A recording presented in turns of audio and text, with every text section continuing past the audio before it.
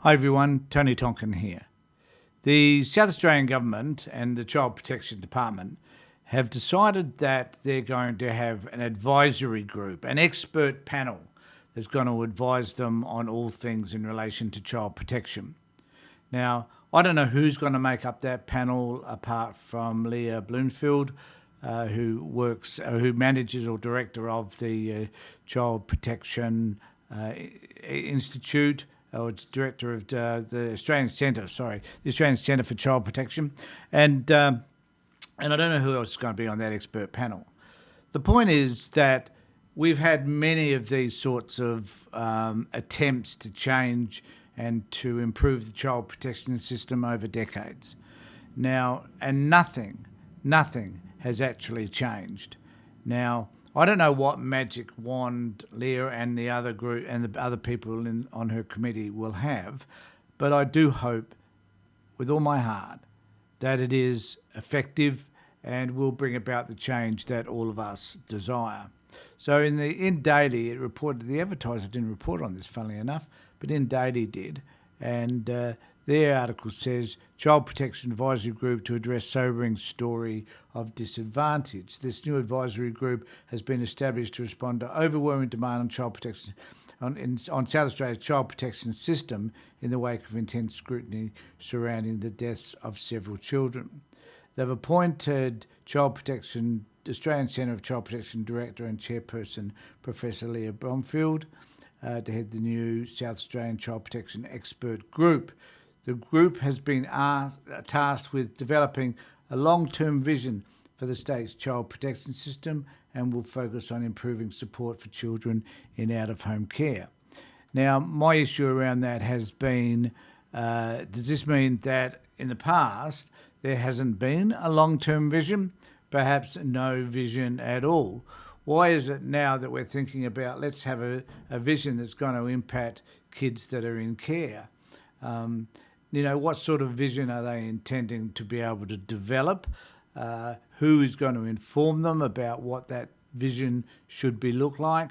We just don't know. There's so many, it's a bit like you're just trying to work out how to solve a problem without really understanding what the problem is. So I guess in this case, even though they know what the problem is, there's been that many inquiries, one would wonder why you wouldn't know.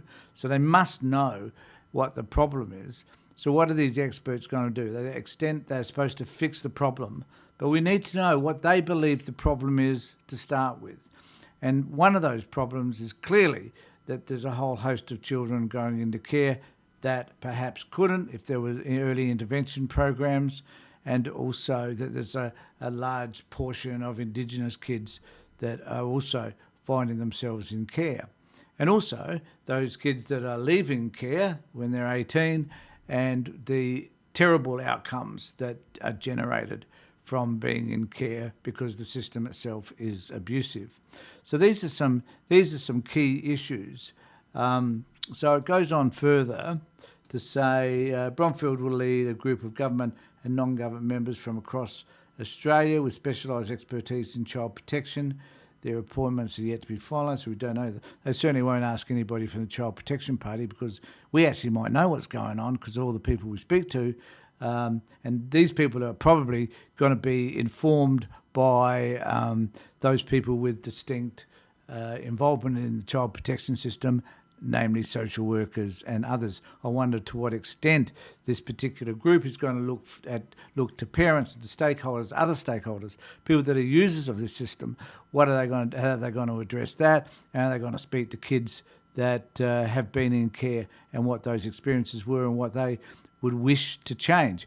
My experience is that the more we have contact with those people that have been in care or those people that have got kids in care, the more we understand the way this system is supposed to function, because they certainly will be able to tell us that. So the review, though, was sparked by a scathing coronial inquest into the murder of siblings Amber Rigney, 6, and Corey Mitchell, 5, and was handed down months after 6-year-old Manapara girl Charlie Noland and 7-year-old Cragmore boy Micaiah Wanganeen died from suspected criminal neglect. Now, I've had a number of clients who have had contact from the department because of that 500 odd people that they need to investigate because they're all suspect. And I know that some of the experiences they've had in terms of those contacts haven't necessarily been all that positive. So, and there's still this need to want to take as many children as they can for fear that some of those children may die or be harmed while in the care of their parents, while the government was aware of them. So instead of applying and providing appropriate services, they're going to go in whole hog and make sure that they just remove as many kids as they can. That's been their approach. That's been their vision, if you like, over the last, number of years. So what around that will change? What will there be early intervention applied as well? She goes on to say, this is Leah, I believe, we need a long-term vision for how we transform the way we protect children in this state, which includes addressing the overwhelming demand on child protection services. Don't remove as many kids. I think that's quite reasonable. But it is also about ensuring that kids are safe. Critically includes a long-term vision for transforming our approach. As I said, the Child Protection Minister, Catherine Hildyard, describes Blomfield as one of Australia's foremost child protection experts. And I haven't got any issues with her. Blomfield's contribution to inquiries and royal commissions had directly changed laws, policies and practices. So that's the other thing. So I have been saying for years that the social work practice needs to be addressed. Social work practices need to be viewed, they need to be supervised, and they need to change. So whether or not a social worker is prepared to analyse the way social workers work is an interesting issue. I had an experience during the week where a client had called me and wanted me to participate in a review meeting, and I had said, look, I'm not available at the time, but I'm available later in the day at 2:00. And the parent rang the social worker, and the social worker told him he wasn't available then, but he would be available, and he wasn't available the following week. So we left the whole thing up in air. I wrote a couple of letters of complaint. Eventually the social worker rang the parent and said that 2:00 on the Thursday was fine. My point being is that those practices that we see some social workers do, not all of them, those practices that we witness are things that need to be identified in order to change this system. And I've got a video coming out which will be on the Child Protection Party page, webpage, which and on YouTube, which will help you to identify those particular problems. The program's called the REAL program, REAL, and I hope that those of you, wherever you're watching this, can access that, because it's an opportunity to find ways to change the system.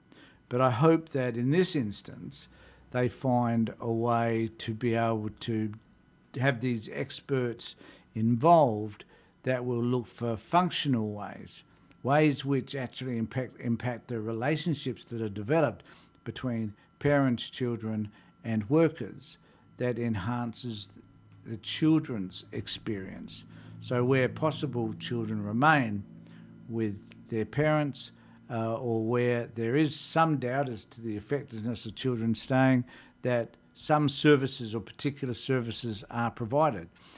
The government's provided over the last couple of years about an extra $150 million to employ additional staff. Employing additional staff doesn't solve the problem.